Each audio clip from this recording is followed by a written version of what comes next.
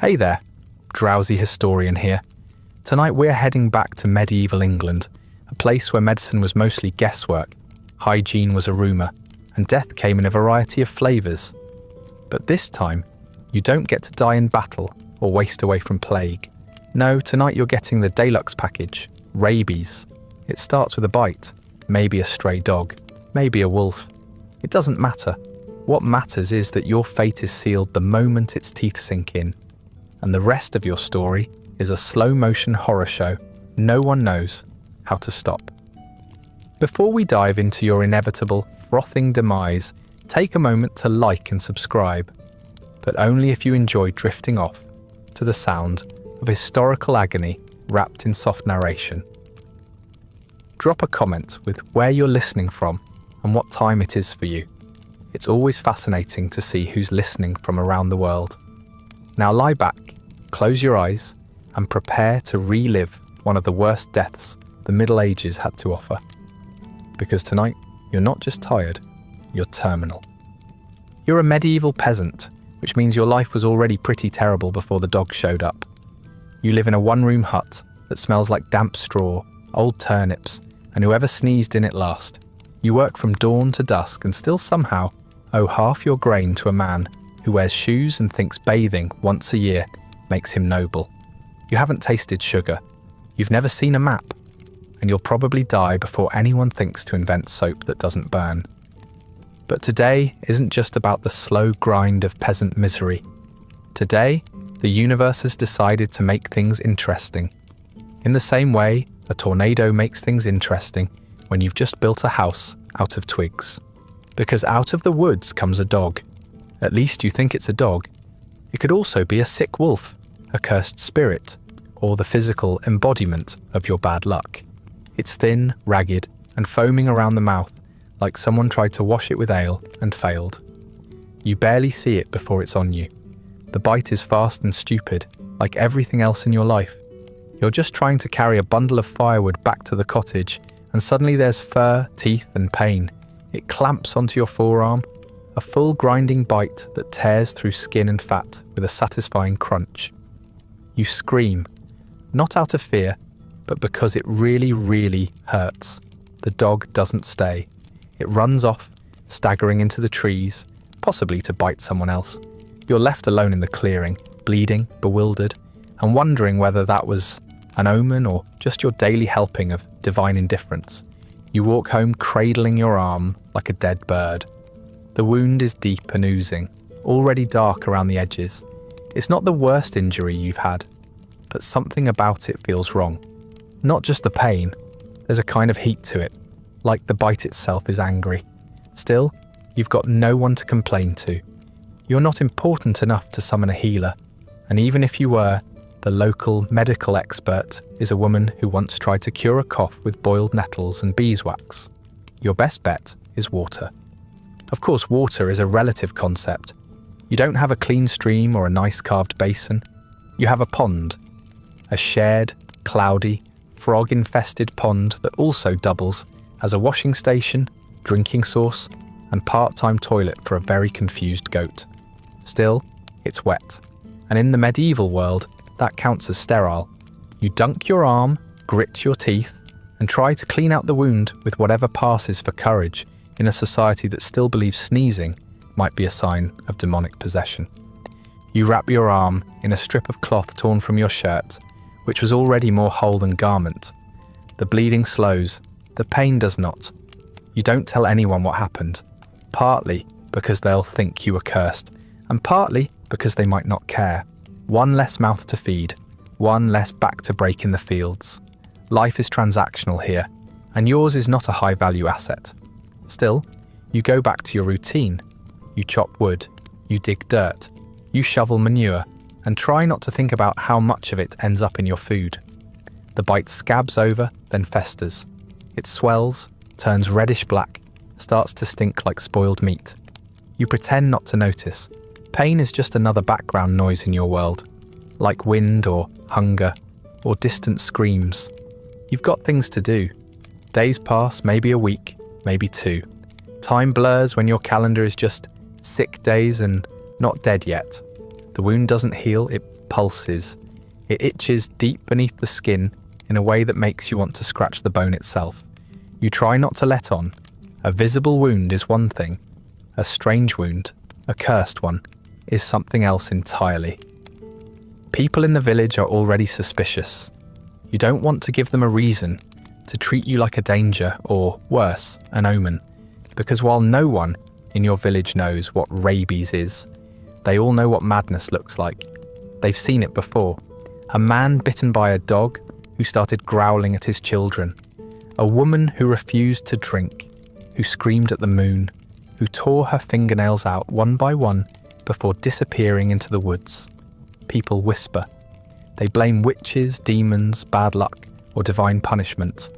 No one blames viruses. Germ theory is several centuries and one plague away. You don't feel mad yet, just tired. The arm still hurts, but not in a screaming, urgent way. More like a background ache that never leaves, like the dull pressure of dread in your chest. You wonder if the dog was real, or if it was something else. A spirit, a test. You've seen animals lose their minds before, usually right before someone kills them. You tell yourself you're imagining it, that you're fine, that you'll heal, because the alternative is too horrible to name and too slow to stop. The villagers start to notice you rubbing your arm, the way you wince when it's touched. You try to laugh it off. You tell them the dog was small, barely a nip. You say it's healing, even as the pus crusts over the bandage, and you feel cold in your bones. Someone offers a prayer. Someone else offers garlic. You take both. Neither helps.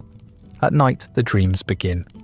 You're running through the woods, your mouth full of fur, you taste blood. You wake up snarling into your pillow, sweating like you've run 10 miles. You blame the fever. You blame the weather.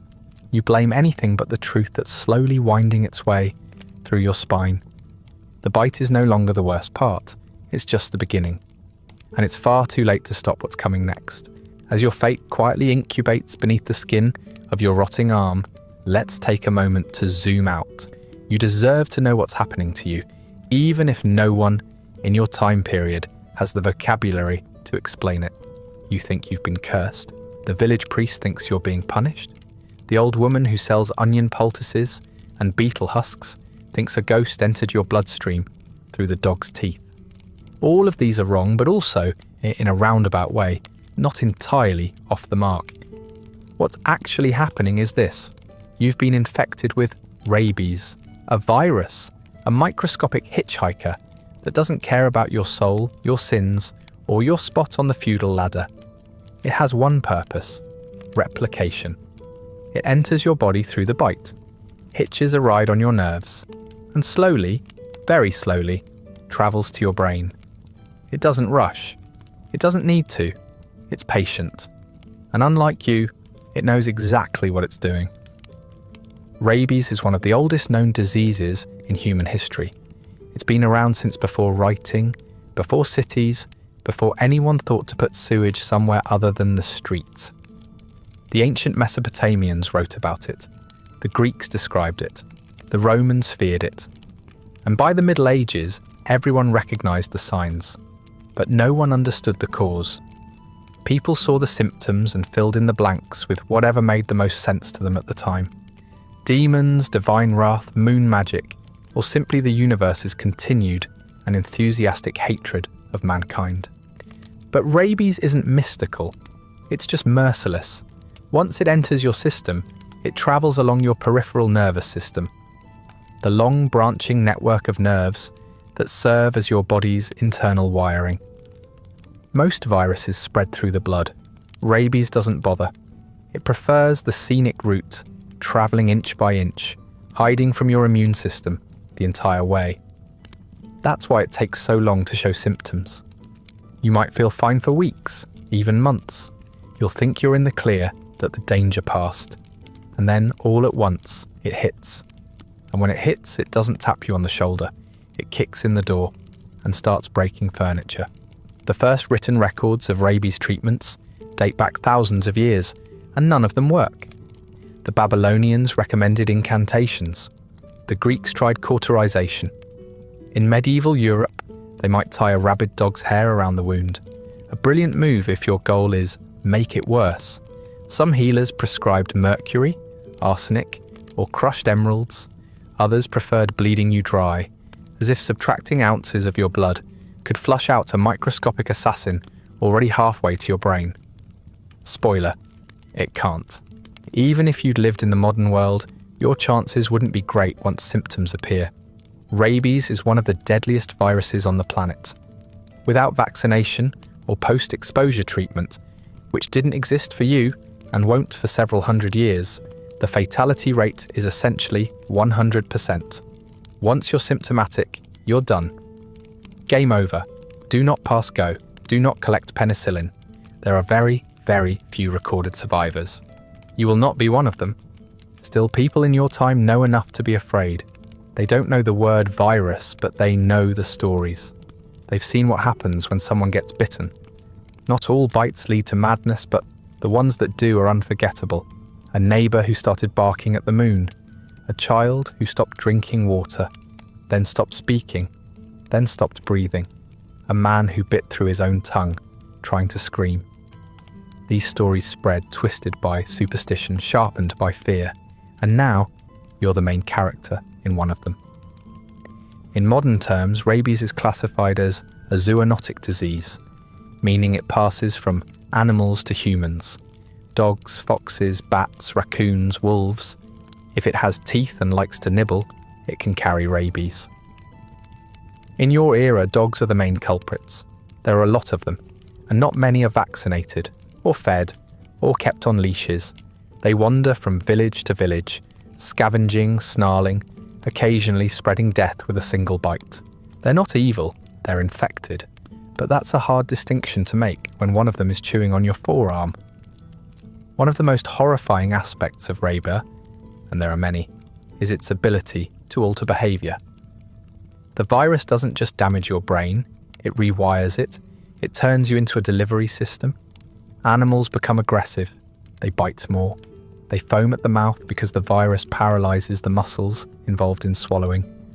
The goal is to get more saliva, more virus, into more hosts. Rabies is efficient, terrifyingly so. It's not just killing you, it's using you. In humans, the process is slower, but equally grim.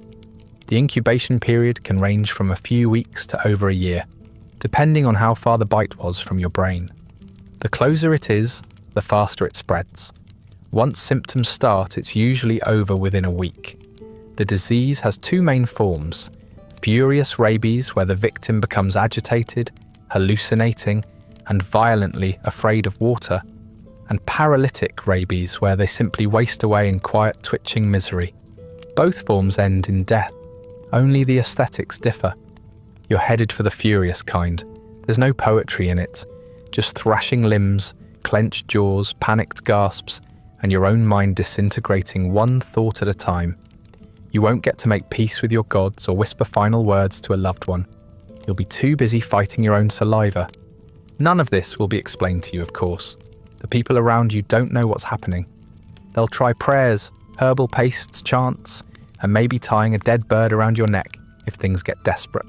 Your suffering will be interpreted as possession or punishment or madness.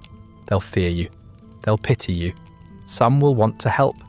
Others will want to bury you early, just in case. But none of them will understand that what's killing you is invisible, microscopic, and unimaginably old. By now, the virus is travelling along your nerves like a courier on a grim little road trip. It's heading north. Quiet, determined, unstoppable. Your symptoms haven't started yet, not really, but they will. Soon. And when they do, no amount of holy water or crushed emeralds will make a difference. You've been bitten by history's cruelest punchline, and the joke hasn't even landed yet. You've reached the part of your journey where people start pretending they can help. This is not medicine in the modern sense. No sterile gauze, no syringes, no antiseptic. No one's wearing gloves, no one's washed their hands. In fact, no one's entirely sure how illness even works. The leading theories include imbalanced humours, divine punishment, and sometimes, just to keep things fresh, demonic bees.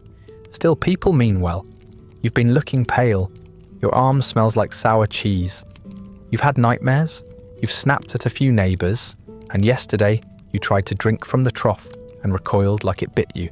It's time to call the healer, or failing that, the person who most recently survived the plague and now sells dubious ointments from a box made of bones. She arrives at your door in the morning, already muttering. She smells like mildew and crushed garlic, which is somehow reassuring. Her diagnosis is immediate and mostly wrong. Bad blood, she says, possibly a hex. Maybe you stepped on a fairy ring, or maybe you angered the dog god. You try to explain that you were just bitten by an animal. She nods as if you've confirmed her suspicions. You've been chosen, she whispers, like that's a comforting thought. The treatment begins. First, the wound is reopened, with a knife that might have last been used to scrape mould off bread. Then comes the burning, a hot iron from the fire pressed directly into your infected arm. The idea is to drive out the poison. In reality, it's just adding second-degree burns to an already festering bite. You scream. She hums a lullaby. The neighbours peek through the shutters and silently update their mental will. If I get sick, I'll just die. No treatment. Next comes the poultice.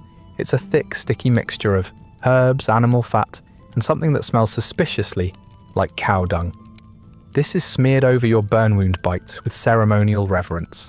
She tells you not to remove it until the next full moon, unless the pus starts to bubble through the cloth. In which case, you should recite the Lord's Prayer backwards while standing on a rock, preferably barefoot. You're then bled. Not because it makes sense, but because that's what you do. Bleeding is the medieval cure-all. Fever? Bleed. Chest pain? Bleed. Warts? Definitely bleed. The logic is that sickness comes from imbalanced humours. Blood, phlegm, black bile, and yellow bile. Too much of any of them, and your body starts acting strange. Solution? Drain some blood. The healer slices your arm again and collects a few ounces in a wooden bowl. You feel dizzy and faint, which she interprets as progress. To finish, she offers you charms. One is a string of knotted horsehair meant to be worn around your neck. Another is a pouch of dried herbs and chicken feathers, tied to your belt. Finally, she spits into your palm for protection and tells you to bury a live toad in your yard at midnight while chanting something in a language no one has spoken for at least 2 centuries. You don't know what any of this means, neither does she, but it's important to do something. The village priest gets involved the next day. He's concerned. Not necessarily about your health, but about your soul. Word has spread that you've been acting strangely, avoiding water, flinching at noises, muttering in your sleep. These are signs, he says, not of illness, but of spiritual weakness, maybe even possession. He recommends a public blessing, followed by fasting, confession, and an aggressive schedule of prayer. You nod politely as your muscles twitch and your stomach coils like a dying eel. After the priest leaves, your neighbour suggests something even more helpful, wearing a wolf's tooth. Apparently, it wards off madness.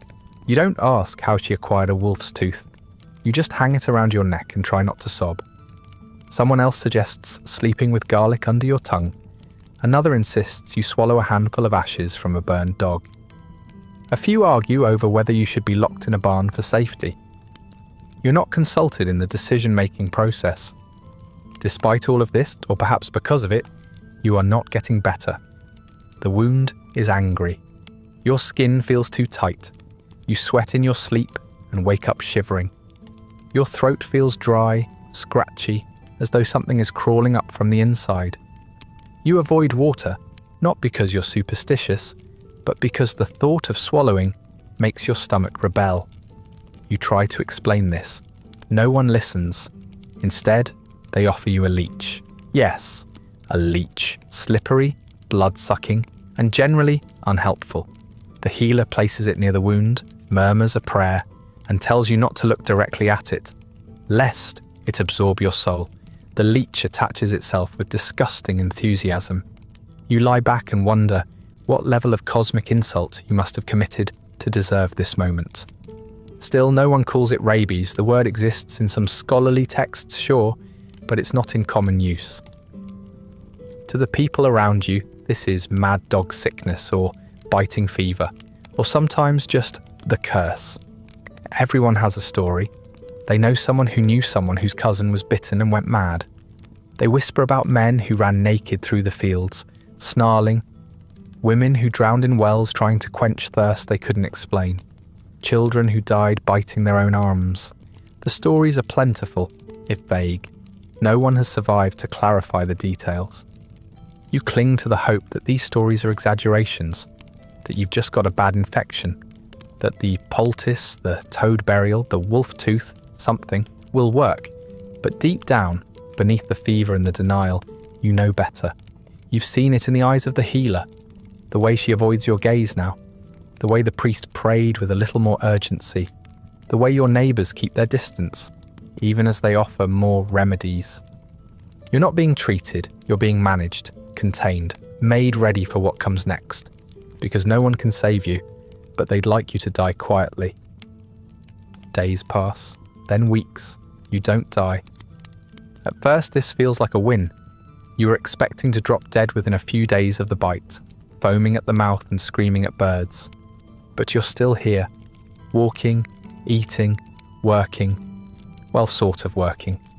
Your arm still isn't right. It aches when you lift anything heavier than a broom. The wound itself looks better. The scab hardened, the pus dried up. But there's a strange pulling sensation underneath the skin, like someone's tied a string from your elbow to your spine and is slowly reeling it in. Still, you take it as a good sign. Your fever broke. You're not hallucinating. No one's had to tie you to a bedpost yet. The healer even nodded approvingly when she passed your hut the other day. Told you the toad burial would work, she muttered, as if solving your incurable viral infection was a matter of pest control and good posture. You didn't correct her. Let her take the credit. If the villagers think you're recovering, maybe they'll stop leaving salted onions at your door like it's an offering to the gods of bodily fluids. After a while, you stop mentioning the bite altogether. It's easier, less awkward. People don't like to be reminded that you were once a walking omen. It's bad luck to talk about illness in this world, especially the slow creeping kind. They prefer their deaths quick and visible, an axe, a fall, a plague that turns your skin black in a matter of hours.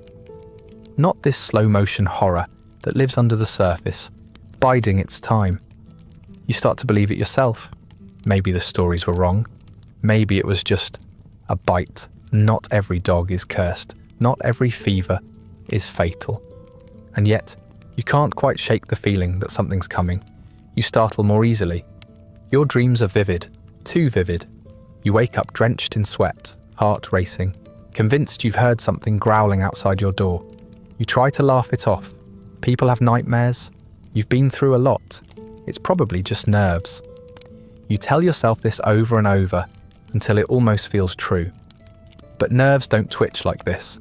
They don't make your hands cramp or your fingers curl involuntarily. You drop things more often. You find yourself staring into space, forgetting what you were doing. Your arm, the bitten one, sometimes goes numb for a few seconds, then tingles back to life, like it's been asleep too long. You convince yourself it's just the aftermath of the burn, or the bleeding, or the leech. Your body's confused, that's all. It'll sort itself out. The days blur. You lose track of how long it's been since the bite. 6 weeks, 10, longer. The bite mark is almost invisible now. Just a faint scar surrounded by old scabs and new anxiety. You don't feel sick exactly. But you don't feel well either. There's a kind of tension under your skin, like a thunderstorm you can feel in your bones. You don't tell anyone. What would you even say? I think I may be dying, but very slowly and in a way that's hard to describe. Some days you feel fine. Other days, you feel like you're wearing your own body wrong. Your joints creak, your neck aches, you flinch at loud noises and feel vaguely nauseous all the time.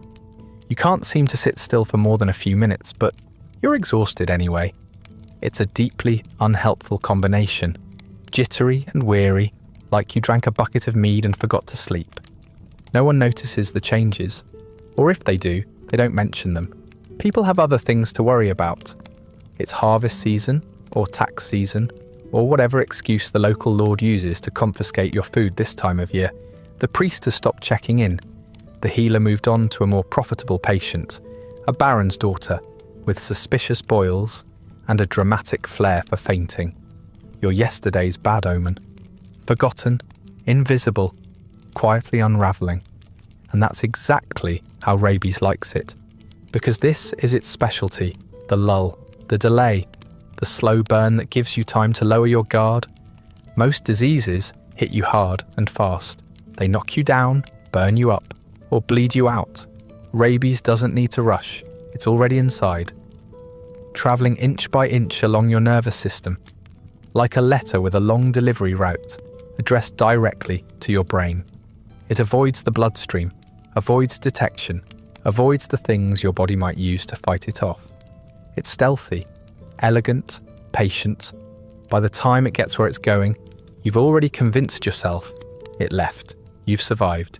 You beat the odds. You're one of the lucky ones. And then the second act begins. It starts so subtly you almost miss it. A twinge in your jaw, a moment of dizziness, a strange taste in your mouth, like metal and ashes. Your throat feels tight, not sore exactly, just wrong. You drink water and gag. Try again. Gag harder. The feeling is electric, like your muscles are rebelling against the idea of swallowing. You cough until your ribs ache. The water spills down your shirt. You try to laugh, you fail. That night, your dreams return, worse than before. You're running again, barefoot through the woods, your hands covered in fur. You hear growling and realise it's coming from your own throat. You wake up gasping, eyes wide, heart racing like you've been chased. You're sweating through your blanket. Your skin feels like it's crawling, or maybe something under your skin is crawling. You lie there in the dark, staring at the ceiling, and you know, it's here. The virus has reached its destination, and it has no intention of letting you go quietly. It starts in your back, a dull ache right between the shoulders, like you've been carrying too much firewood or slept on a stone. Nothing unusual, really. You've lived with worse. Pain is just part of the background noise in your life, like wind through the thatch or the occasional distant scream from the next village over. But this feels different. Not sharp, not unbearable, just persistent, like your spine is humming a note only you can hear. Then comes the fever. It creeps in during the night, slow and sticky. You wake up in a sweat, the kind that soaks through your tunic and chills your skin as soon as the wind slips in through the cracks in your wall. Your head pulses, your eyes feel too big for your skull. You try to stand, and your knees don't cooperate. You sit back down and blame the weather. It's always the weather. Damp air, bad air, cursed air. It's the medieval go-to for anything unpleasant that happens to your body. But deep down, you know this isn't the weather. The bite mark, the one that healed weeks ago, starts to itch. Not on the surface, deeper, like the wound is waking up, like the nerves underneath your skin are remembering something they were supposed to forget. You scratch until the skin breaks again. It doesn't bleed much, but the edges look angrier than before, as if the scar itself is offended by your optimism. You wrap it again. You mutter a prayer. You try not to panic. You've been tired lately. That's nothing new. But now it's not just fatigue. It's a kind of heaviness, like gravity has gotten personal. Your limbs feel thick. Your thoughts feel slow. But then, paradoxically, you also can't sit still. You fidget constantly. Rub your hands together. Pick at your nails. Tap your foot. Your body doesn't seem to know whether it wants to collapse or sprint. It just wants out. Of the chair. Of the room. Of itself. And then one night, you can't sleep at all. You lie there with your eyes open, staring into the dark. The blanket scratches your skin. The straw pokes your back. Every sound feels like a threat. The hoot of an owl. A creak of wood. Your own breath. It's too loud. Everything is too loud. Your heart is hammering like you're running for your life, but you haven't moved. You try to tell yourself it's nothing, just nerves, just a bad dream you haven't woken from. But you're very much awake, and it's not getting better. You try to work the next day, but your tools feel wrong in your hands, heavy, slippery, like they're part of someone else's job. You swing the axe once and nearly drop it. Someone laughs. You pretend to laugh too. You're good at pretending now. No one notices the tremor in your fingers. No one sees how your eyes dart too quickly, how your breath shortens when someone walks too close. They don't notice because they don't want to. People don't like to watch other people unravel. Your thoughts start looping. You keep remembering the bite, not just the pain but the sound, the wet crunch, the dog's eyes. Were they red? You can't remember. You start to think about it constantly. You try not to, but the memory keeps coming back, clearer, sharper, wronger than before. You can't explain it. The more you think about it, the more it doesn't feel like a memory anymore. It feels like a message, like the virus is reminding you that it's still here. You start flinching at shadows, at sudden movements, at nothing. You're jumpy in a way you've never been before. You used to be calm, stoic, unflappable, even when the barn caught fire or your cousin fell into the pig pen and had to be pulled out by his ankles. But now your nerves are shot. You twitch at whispers. You recoil from water. Not dramatically, not yet. Just a small hesitation. A pause before the cup touches your lips. A tightening in your throat, like something is watching. You tell yourself it's probably just guilt. Maybe you didn't bury the toad deep enough. Maybe the wolf tooth fell off during a storm and cursed you twice over. Maybe this is what regret feels like. You try the healer again, but she won't come. She says she's busy. You know what that means? She thinks you're past help. The priest offers to pray for your soul, but he stands a full 3 paces away when he says it. You sit by the fire that night, shaking, not from cold or the fire's warm, even generous, but from something else. Your hands won't stay still. Your breath won't slow down. You stare into the flames and feel like they're staring back. Your skin crawls. Your muscles twitch. You can't explain why, but you want to run. To sprint into the woods and keep running until your legs give out. But you stay. Because you don't know where else to go. Because you're not sure your legs would cooperate anyway. And then just as suddenly as it started, the fever breaks. You sweat through your clothes, then wake up cold and drenched. You feel hollowed out, scraped clean. The pain in your back eases. Your thoughts slow. For a moment, just one, you think maybe it's past. Maybe that was the worst of it. Maybe the burning, the bleeding, the charms actually worked. You eat some bread. You drink a little water, though your throat still tightens. You almost believe you're going to live. But then your hand spasms. Just once, a small involuntary clench. You shake it out, ignore it. Minutes later, it happens again. Your leg twitches, your jaw clenches, the ache in your spine returns, and you realise with a slow, awful clarity that this wasn't the peak, it was just the beginning. Your body is no longer your own. It's a puppet, and something else is learning to pull the strings. You try to drink. That's all. Just lift the cup, tilt it, let the water touch your lips. But the moment it nears your mouth, your body rebels. Your throat tightens, your jaw clamps, your chest spasms as though you've inhaled smoke. The water isn't hot, it isn't poisoned, but your body acts like it is, like it's been trained to panic at the mere thought of swallowing. You cough, gag, and spill half the contents down your tunic. You try again. Same result. A sputtering, gasping refusal from muscles that used to follow orders. You sit there in stunned silence.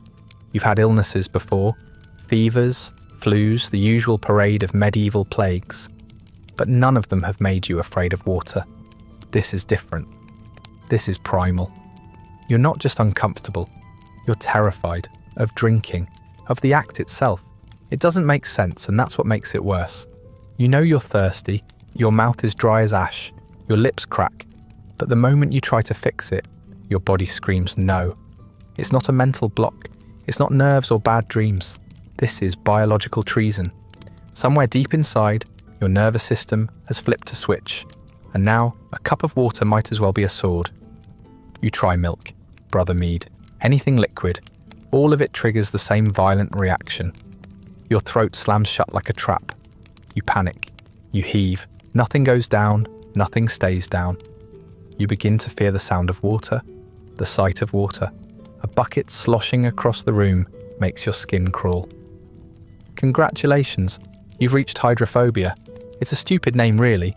It makes it sound like you just don't like water, like you're a cat or a spoiled noble who prefers wine. But this isn't a preference. This is terror, hardwired into your reflexes. It's not emotional, it's physical.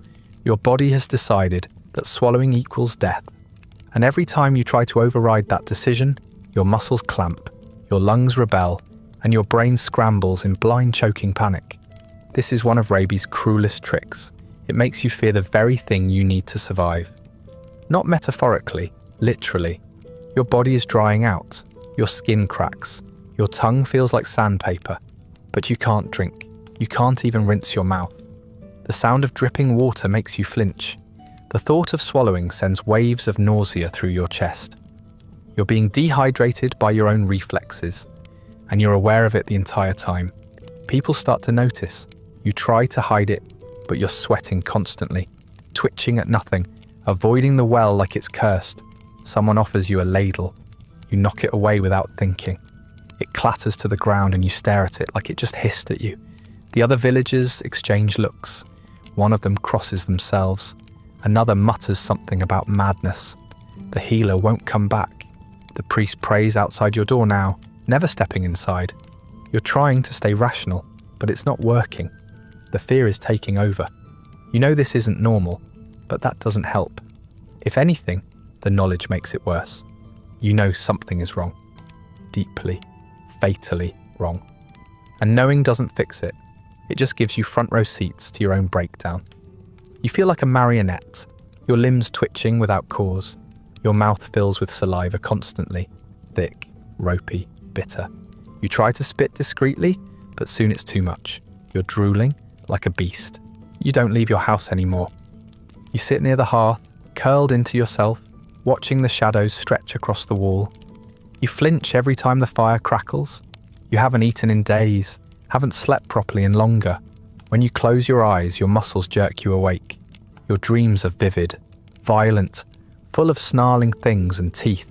You wake up gasping, trying to scream but choking on your own spit. You're afraid to lie down. You might not get back up. You hear whispers through the door. The villagers are talking.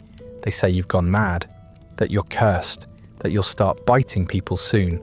They're not wrong. You're starting to feel violent. Not in your thoughts. You still know who you are. But in your body. Your limbs jerk without warning.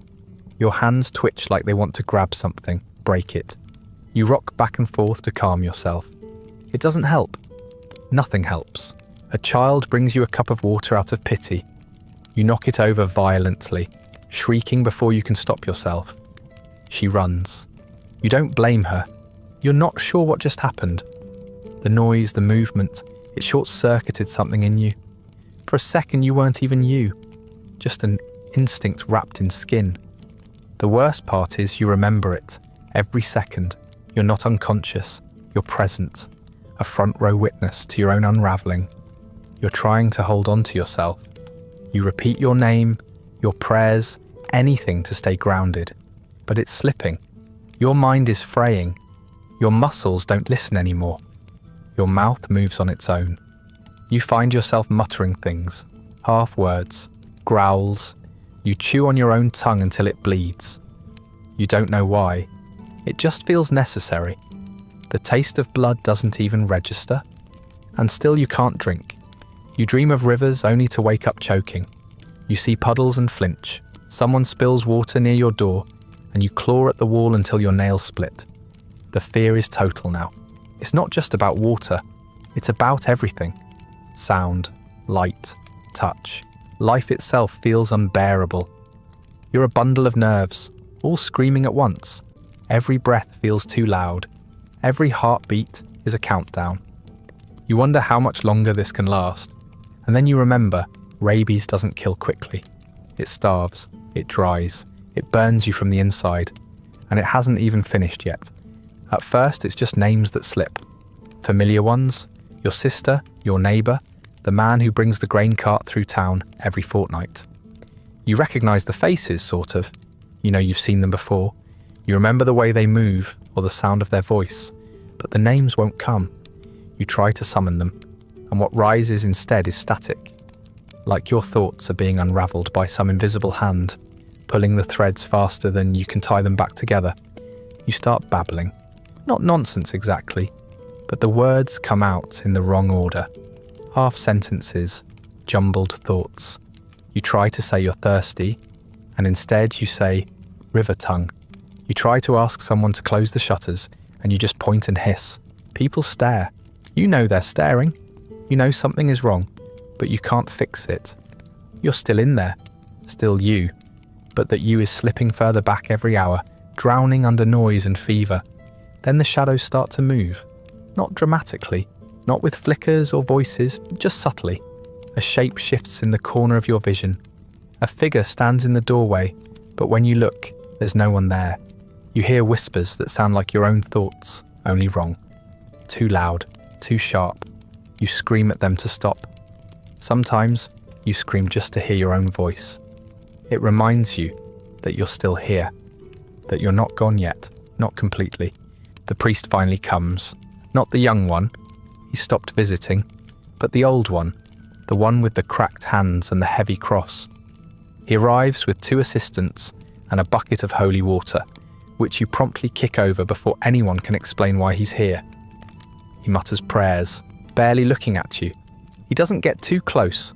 You're not sure if he's afraid of disease or demons, but either way, he's not planning on touching you. He sprinkles the water. You shriek. It burns, or it feels like it burns.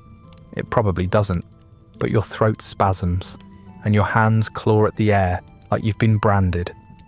The priest nods gravely and steps back satisfied. Possession, he says. The devil's madness. He prays louder. You slap your ears. It feels like the words are knives. You scream until you choke. You bite your own lip.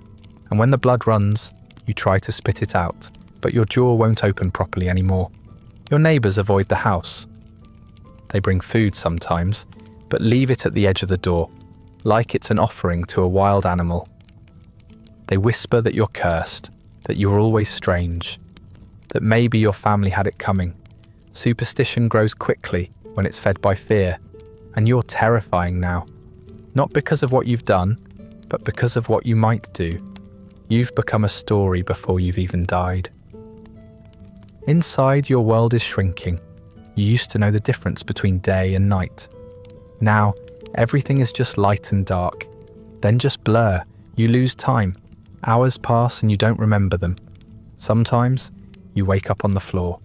Sometimes your bed is overturned, your clothes shredded, your fingernails bloodied from clawing at the door, or your own skin. You don't know what happened. You only know that it did. You start seeing people who aren't there. A child crouched in the corner, crying. A woman at the window, mouthing words you can't hear. You talk to them. You beg them for help. You try to explain what's happening to you, but your mouth won't shape the words right.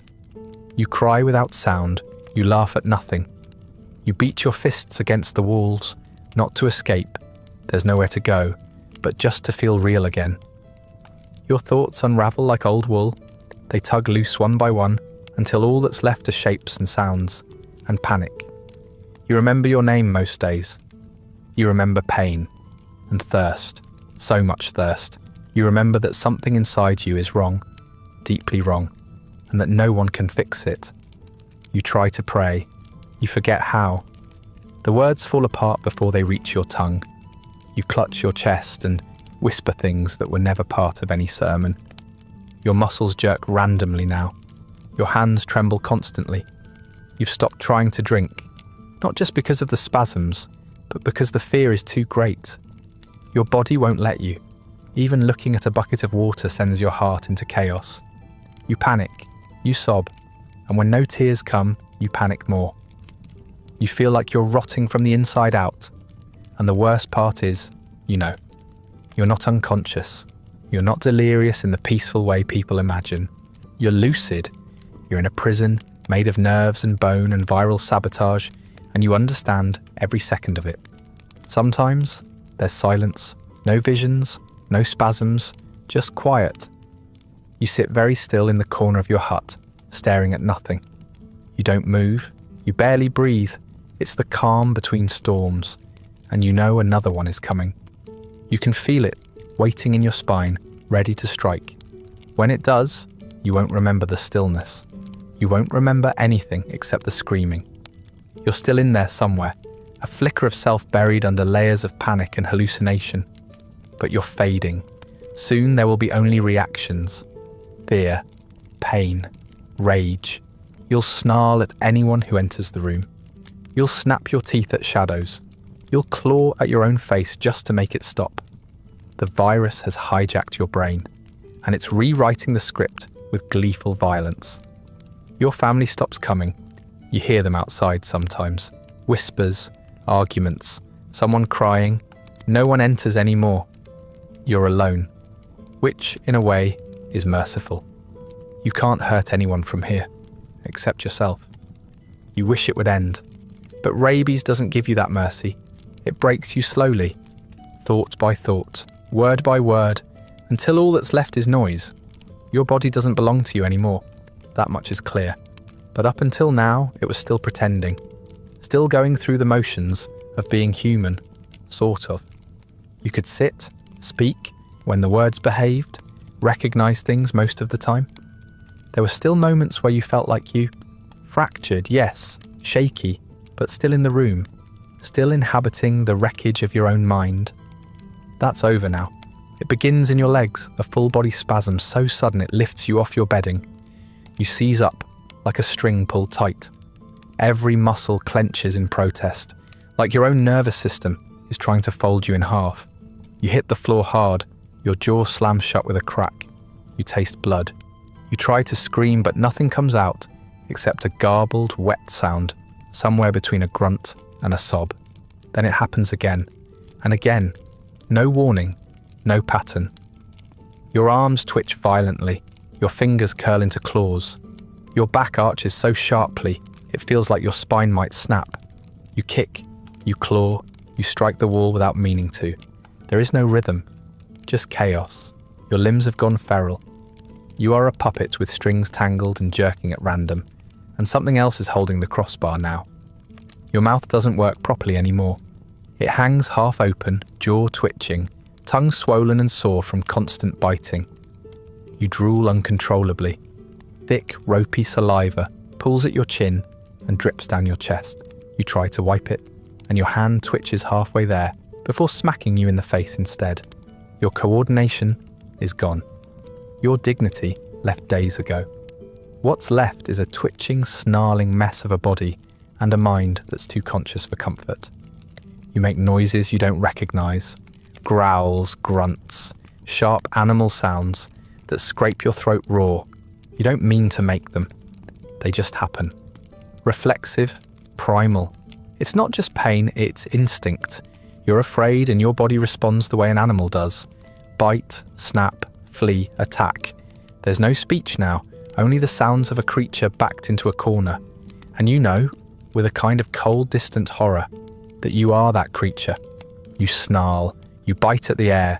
You've even started snapping at your own arms, your own legs, trying to gnaw the fear out of your own skin. Your teeth chatter when you're not clenching them. You catch your reflection in a bit of broken metal, not a mirror, but reflective enough.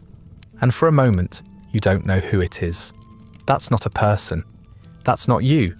That's something else. Something hollowed out and twitching, frothing at the mouth, wide-eyed and unblinking. The virus has reached its final destination, your brainstem. And it is doing exactly what it was built to do.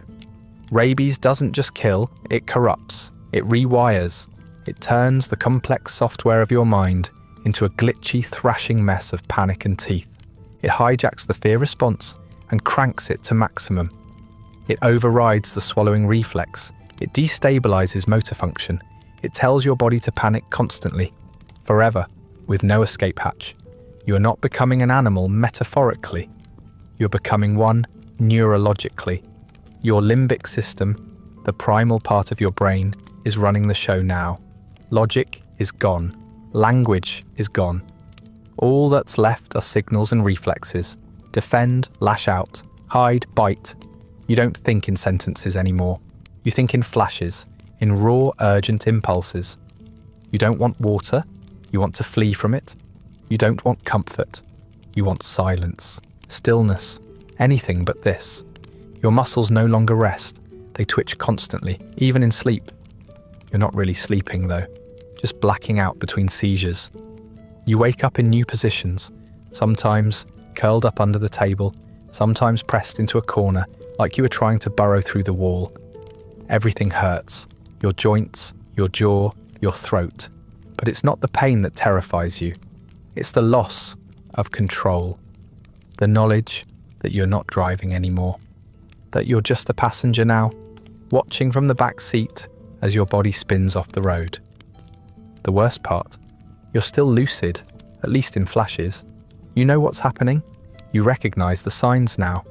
All those whispered stories, all those cursed villagers from long ago who went mad after a bite. You're becoming one of them. The monster people warn their children about. The thing that snarls and twitches and spits on the floor until someone locks it away and forgets it existed. The rabid one. There's talk of chaining you up. You hear it through the walls. You've already been shut inside your hut, the door barred from the outside. A few brave souls peer through the cracks, watching you shudder and snarl and smack your head against the floor. You make eye contact with one of them. You think you recognize her. She gasps and steps back. You were someone to her once. Now you're just a warning. You start to bite at the wood. Not out of hunger. You can't eat anymore, but out of instinct. You need something between your teeth, something to grind. You chew splinters until your gums bleed. You growl at your own reflection in the water bowl you still can't touch. You spit at voices. You scream when the light changes. You forget what day it is, what your name is, what people are. The virus is peeling away your identity, like bark from a rotting tree. You've become what it wanted, a vessel, a frothing, twitching, fear-driven delivery system that can't help but spread chaos if it ever escapes. You won't escape. They'll see to that, but it doesn't matter now. You've served your purpose. The virus has run its course. It has taken you apart, piece by piece, and left just enough awareness for you to feel the full weight of your deconstruction. You're not human anymore. You're a malfunctioning puppet with teeth, and the strings are starting to snap. Eventually, they stop trying to help you. There's no more talk of prayers or poultices, no more hopeful glances or whispered reassurances. They've seen enough to understand what's coming, or at least to fear it. You're not their loved one anymore. You're a threat, a problem to be managed. So they do the only thing they know how to do. They isolate you. One morning, or maybe it's night, time doesn't mean much anymore. They open the door, throw in some food you can't eat, and drag you out by the arms. You thrash, twitch, spit. They flinch. Two of them hold you down, while another fastens a rope around your waist, tying it to the wooden support beam in the shed behind your home. You're too weak to break free, too contorted to stand properly. The floor is dirt, cold, and uneven. The walls are thin, barely more than splintered boards and gaps that let in the wind. The door slams shut. You hear the latch. And just like that, you're alone. The shed is barely taller than you are. It smells of mould and rotting hay. Rats live here. Maybe you do too now. You sit hunched over, drooling into your lap, your body jerking with every wave of panic. The rope tugs against your ribs when you move too fast. You scream. It doesn't help. No one comes. Your family leaves food outside the door, usually a piece of bread or a cup of something you can't drink. They stop speaking to you through the wood. The last time someone tried, you lunged at the sound and hit the wall so hard you cracked your lip open. Now they just listen, to the screams, to the thrashing, to the long periods of silence that might be worse. You've become a noise they try not to hear, a guilt they've wrapped in wood and distance. Even the healer won't come anymore. She sends word through someone else. There's nothing she can do. She suggests prayer and isolation, perhaps a burial afterward if the corpse is still intact. The priest offers absolution from a distance. He stands outside, mutters a few lines from the Psalms, and then scurries away before you can get close to the slats. You're not a person anymore. You're a contaminated object, a cursed relic with teeth. You scream for hours, sometimes from pain, sometimes from thirst, mostly because it's the only thing left. It's primal and awful, and it rips your throat raw. The screams are guttural, ragged, too low to sound human. Your vocal cords stretch and strain until your voice is little more than a hoarse rasp. You scream until you black out. Then you wake up and scream again. Eventually the screaming stops, not because you've recovered, because your throat gives out. You open your mouth and nothing comes out but a dry wheeze. Your chest burns with every breath. The air feels thick, like trying to inhale smoke. Your jaw aches. You try to speak, just one word. Your name maybe, and all that emerges is a clicking sound, followed by more drool. You've started biting the rope, not for escape. You couldn't get far even if you broke free. Your legs barely work, but the biting helps. It gives your jaw something to do, something to grind against while your body shakes, and your mind flips between flashes of memory and flashes of nothing. You're not sure which is worse, the spasms or the blank spots between them. Either way, the rope is fraying. You gnaw through one layer, then another. Your teeth ache, but you keep going. No one enters the shed. They slide your food through a gap or toss it onto the floor. You lunge at it once. They don't bring it again for a while. You don't care. You can't eat anyway. Your throat's too tight, your mouth too full of foam. You try to lap water from a puddle during a brief moment of clarity, and your body convulses so hard, you vomit nothing. You claw at your face. You bash your head against the post until stars explode behind your eyes. Time fractures. Some days pass in moments, others stretch forever. You hallucinate vividly. Memories twisted into nightmares, visions of animals in the corners, people speaking in tongues that aren't languages. You see your mother. You try to speak to her. She turns into the dog. You scream again. Your fingernails are broken. Your skin is raw. You've chewed the inside of your cheeks bloody. You don't know when you last slept. The light that comes through the slats is either too bright or not there at all. Sometimes you hear voices. Sometimes they're real. You can't tell anymore. Someone says your name and you respond by slamming your face into the wall. You don't want to hurt anyone. You still know that, somewhere deep down. But your body has other plans. The spasms come faster now. Shorter pauses between them. More violence, less warning. Your legs kick out without permission. Your arms twist behind your back. You bash your head against the beam in a frenzy. You think you're trying to knock yourself unconscious. It doesn't work. You keep waking up. They've started keeping animals away from the shed. You hear them mention it. One of the goats got too close, and you lunged at it. You don't remember that part, but you believe it. You don't even trust yourself anymore. The part of you that thinks, that reasons, that used to want to survive, it's still in there, but it's buried deep beneath layers of reflex and madness. You're no longer just sick. You're dangerous. You've become the thing everyone's always feared, a rabid creature, unpredictable and violent. And still no one can bring themselves to end it. They're hoping it will end on its own, that you'll stop breathing soon, that your body will give out before something worse happens. They don't want to kill you, not out of kindness, out of fear. Fear of what it means to strike down someone who used to be family. Fear of touching you. Fear of what might come out when the body finally breaks. You don't blame them. You wouldn't come near you either. The worst part is that you know what's happening. You're not unconscious. You're not in a coma. You're not blissfully unaware as your body tears itself apart. You're still here, inside your skull, watching the walls close in. The world outside is muffled and distant now, but the world inside, the one that hurts and burns and spasms, is louder than ever. You are a dying mind in a malfunctioning machine, and you're painfully aware of every moment.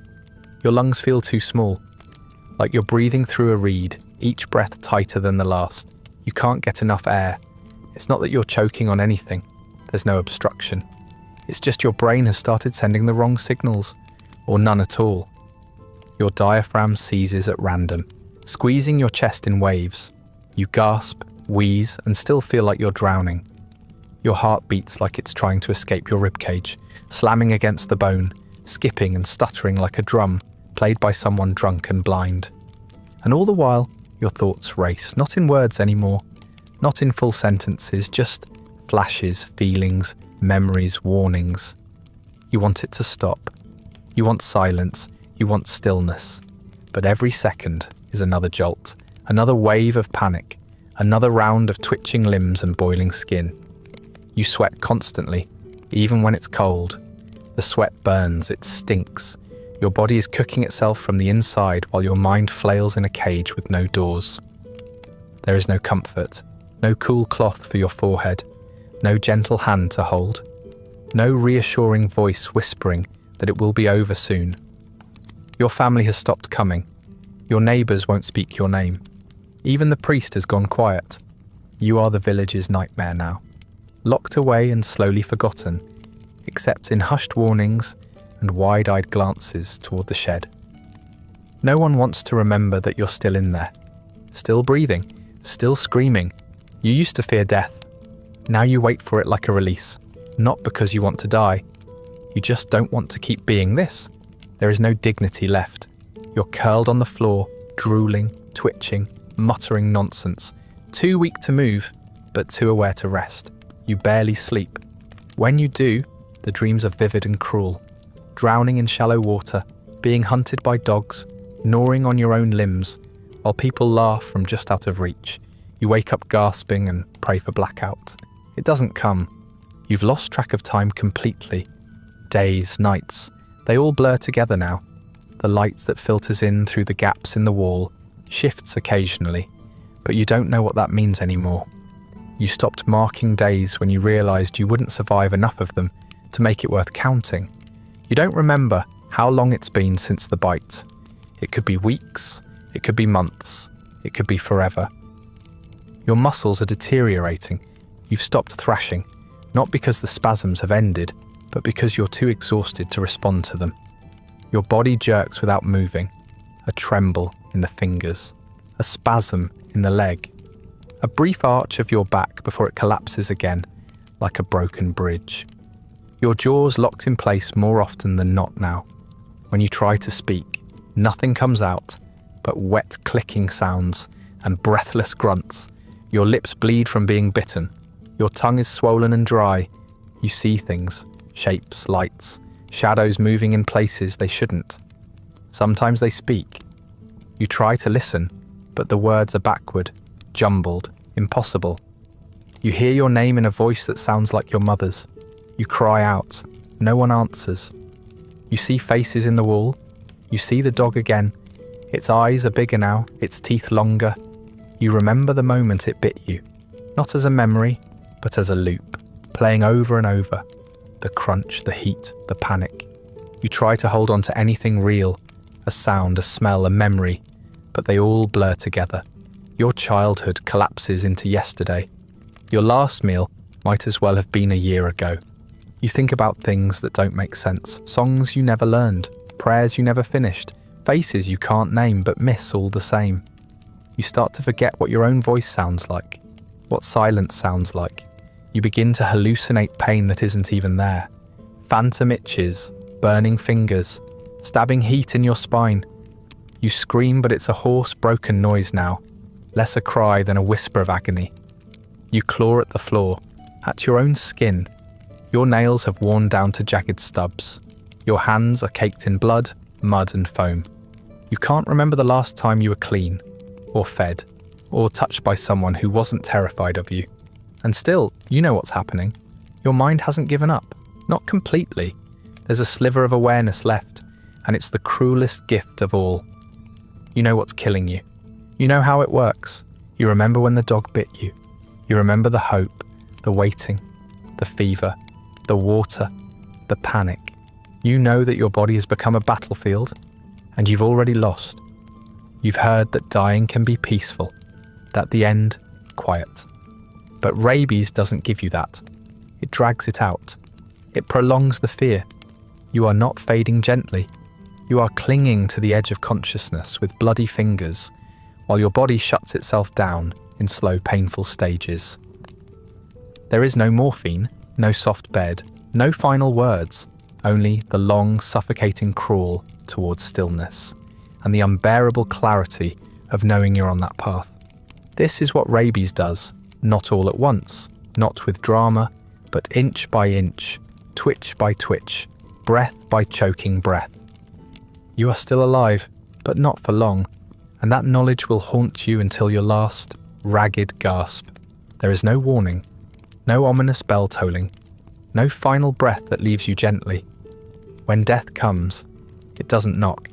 It kicks in the door and tears down the walls on its way through.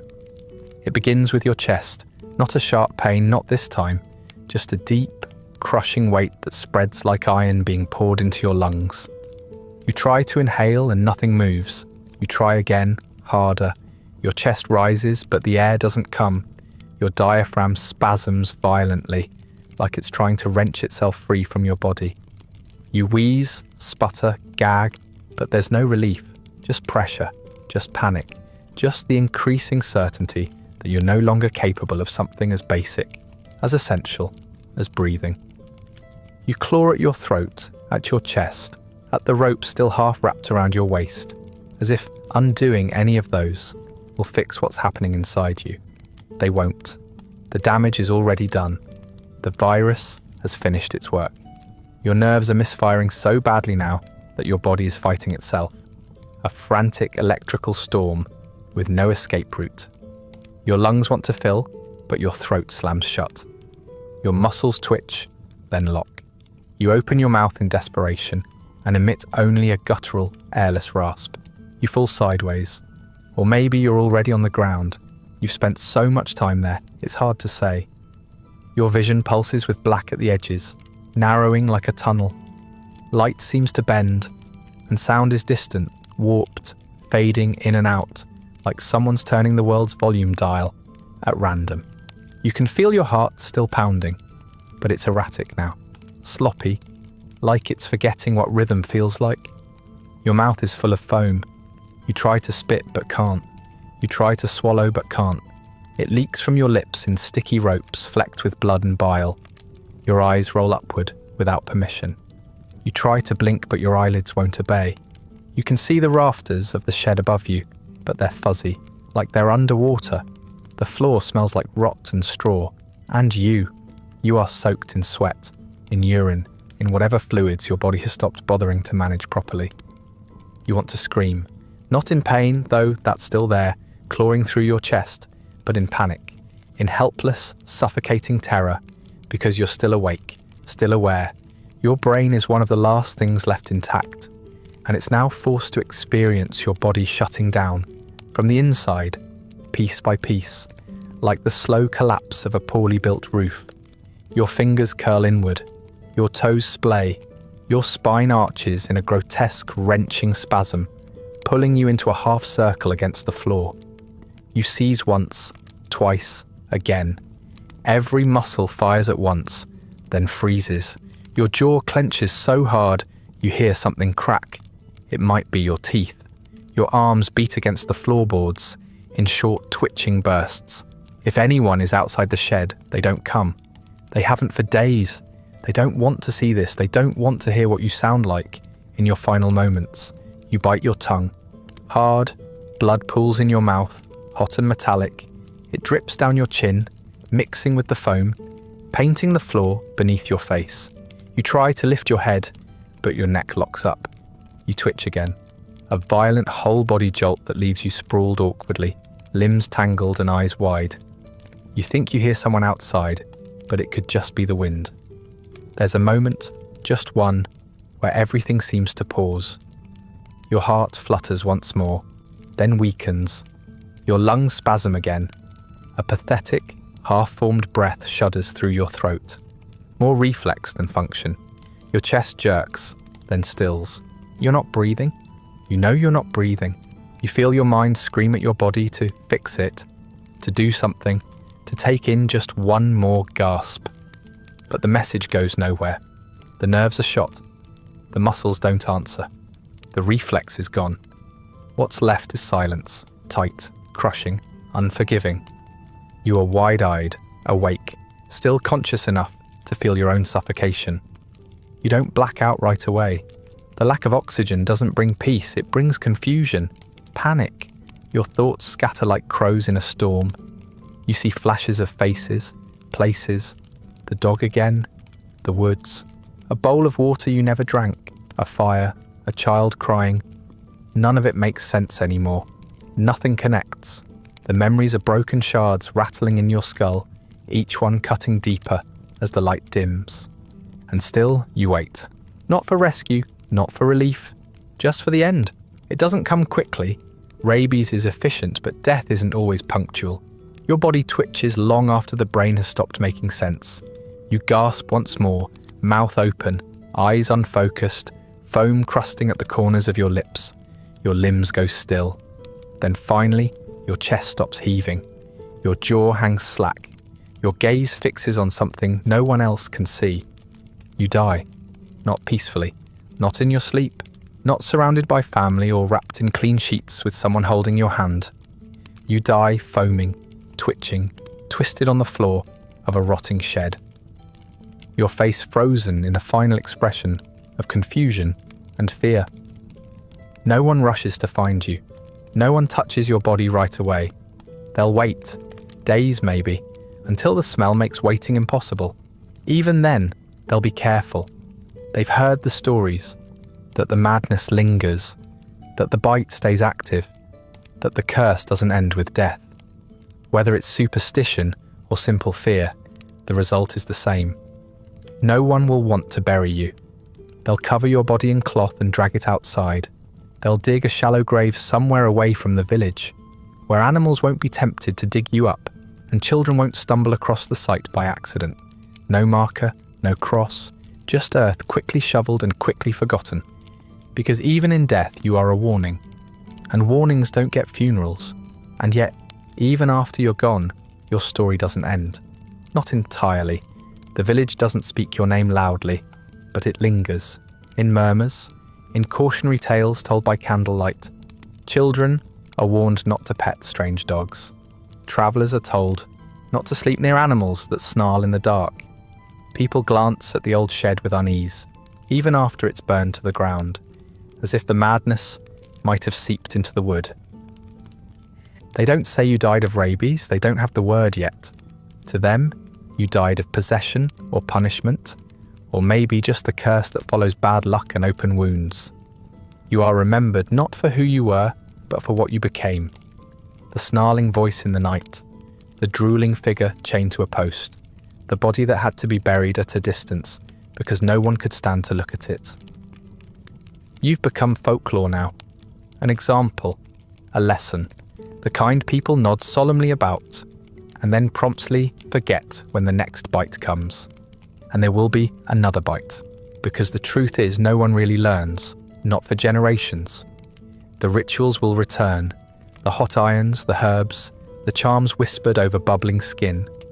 More screaming, more isolation, more shallow graves. Centuries pass before anyone connects the dots. Before someone names the virus, describes it, studies it, tries to stop it. Long after your bones have faded into the soil, a scientist will see a body like yours, writhing, foaming, afraid of water, and begin to understand. They'll give it a name, rabies. They'll find the virus in brain tissue, see it under a microscope, bullet-shaped, precise, ancient. They'll realize it doesn't just infect animals, it weaponizes them. It turns warm, breathing things into messengers of death. And then finally, they'll try to fight it.